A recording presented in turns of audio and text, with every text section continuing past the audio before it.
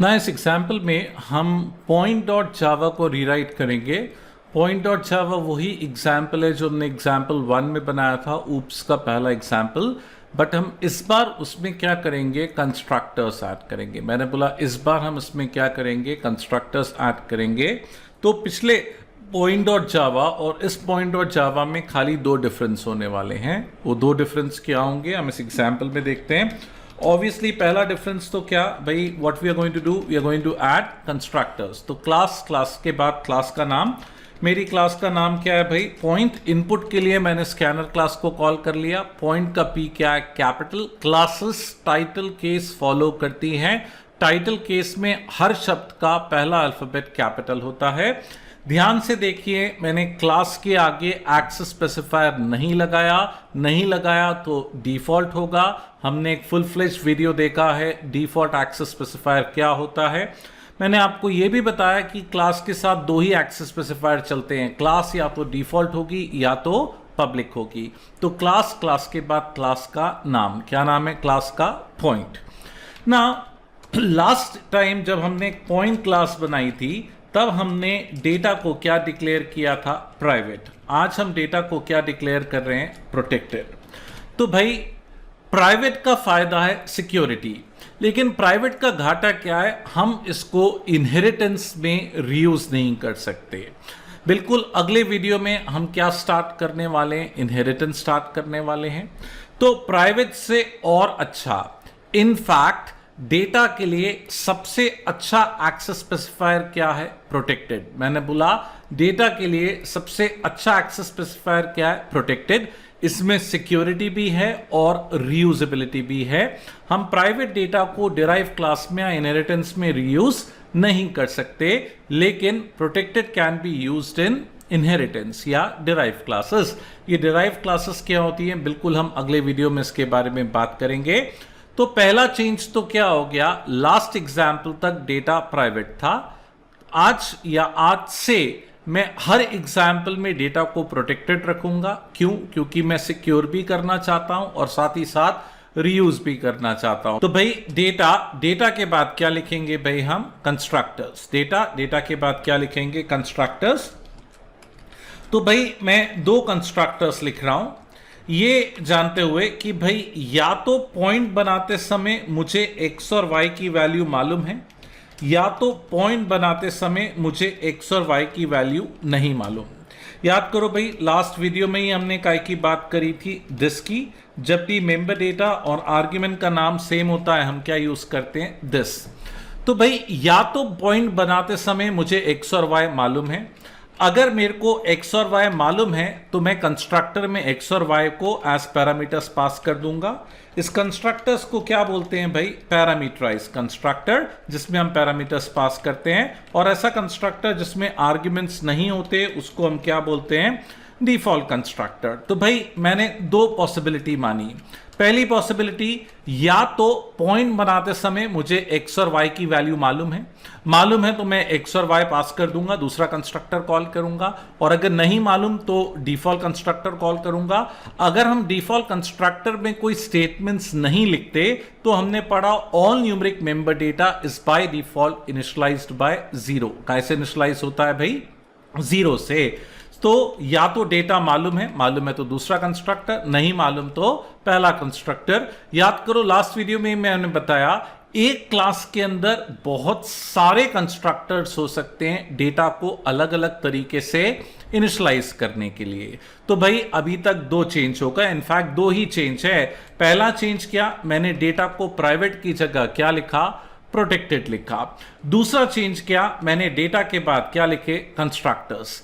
Last time जब मैंने point class बनाई थी, डेटा के बाद गेटर सेटर्स लिखे थे और उसके बाद ऑपरेशंस। यहां क्या होगा, डेटा, कंस्ट्रक्टर्स, गेटर सेटर्स और ऑपरेशंस। फिर से रिपीट करूंगा, डेटा, कंस्ट्रक्टर्स, गेटर सेटर्स और क्या, ऑपरेशंस। इनफैक्ट आज से लेके जावा की आखिरी क्लास तक मैं हर एग्जाम्पल में यही सीक्वेंस फॉलो करने वाला हूं, data, constructors, getter setters and operations, data, constructors, getter setters and operations. तो भाई मैंने कंस्ट्रक्टर्स लिखे डेटा को इनिशियलाइज करने के लिए। आगे हम काय की बात करेंगे गेट सेट की भी।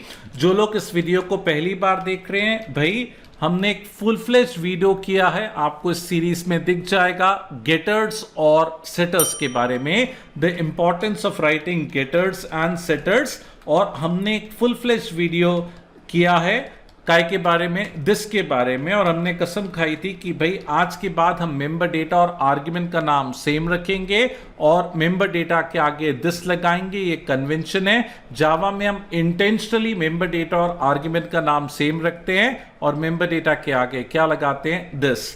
तो हमने क्या लिखा, एक्स के लिए गेट एक्स और क्या सेट एक्स, है ना। और फिर काय के लिए वाई के लिए भी हम क्या लिखेंगे, गेट वाई और क्या सेट वाई।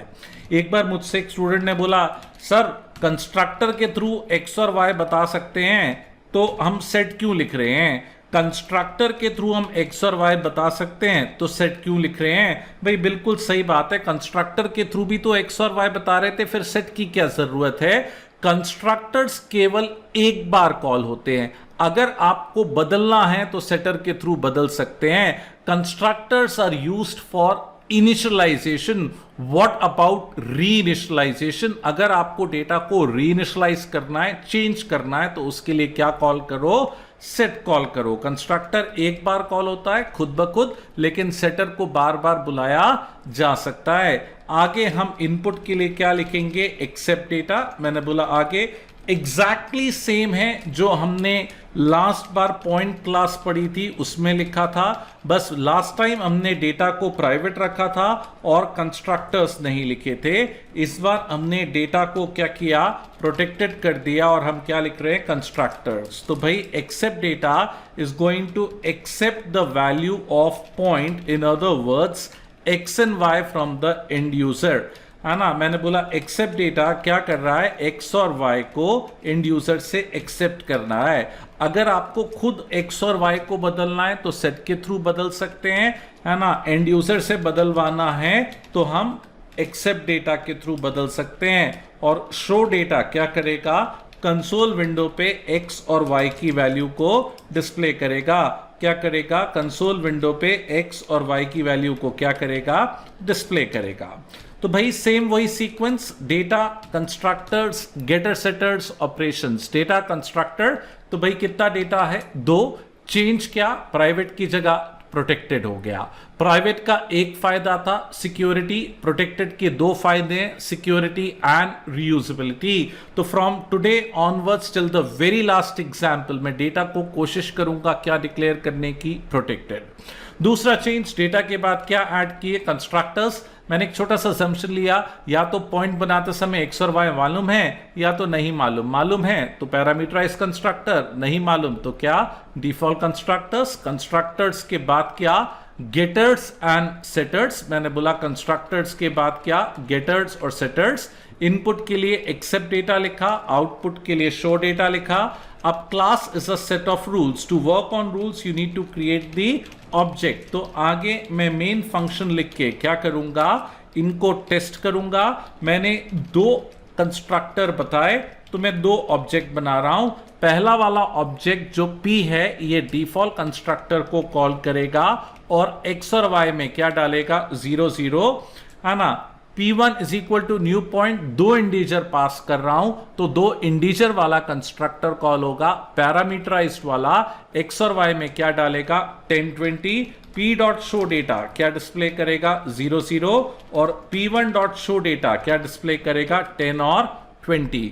मैं फिर से बोलूंगा, ऐसा नहीं है कि क्लास बनाओ तो क्लास के सारे फंक्शंस लिख कॉल करो, जो जरूरी है वही कॉल करो। इसके बारे में हम पहले भी पढ़ चुके हैं कि मैं अपनी क्लास को रिच बनाना चाहता हूं। Data, constructor, getter, setter, operation सारी चीजें लिखूंगा ताकि जिसको भी मेरी क्लास में जो फंक्शन को बुलाना है उसको वो क्या कर ले, कॉल कर ले। तो भाई इसको हम कंपाइल और रन करके देखते हैं। तो अभी तक कितने चेंज हो गए, 2। इनफैक्ट 2 ही चेंज है। पहला, डेटा को प्राइवेट की जगह क्या लिया, प्रोटेक्टेड। दूसरा, हमने क्या ऐड करे, कंस्ट्रक्टर्स। तो देखिए भाई, पहले वाले में क्या आएगा, 0 0 P के केस में, और P1 के केस में क्या आ रहा है, 10 और 20। तो भाई दो चेंज क्लियर है। आई होप आपको पहला चेंज डेटा को क्या डिक्लेयर करेंगे, प्रोटेक्टेड, सिक्योरिटी एंड रीयूजेबिलिटी। दूसरा क्या ऐड करेंगे, कंस्ट्रक्टर। एक क्लास में बहुत सारे कंस्ट्रक्टर्स हो सकते हैं डेटा को अलग अलग तरीके से इनिशियलाइज करने के लिए। बाकी तो सेम वही चीज है जो लास्ट टाइम हमने पॉइंट क्लास पढ़ा था, गेटर्स, सेटर्स, एक्सेप्ट डेटा और शो डेटा। हाँ, थोड़ा सा रिफाइन हो गया, मैंने दिस यूज करना चालू कर दिया, कन्वेंशन सारे फॉलो कर रहा हूं।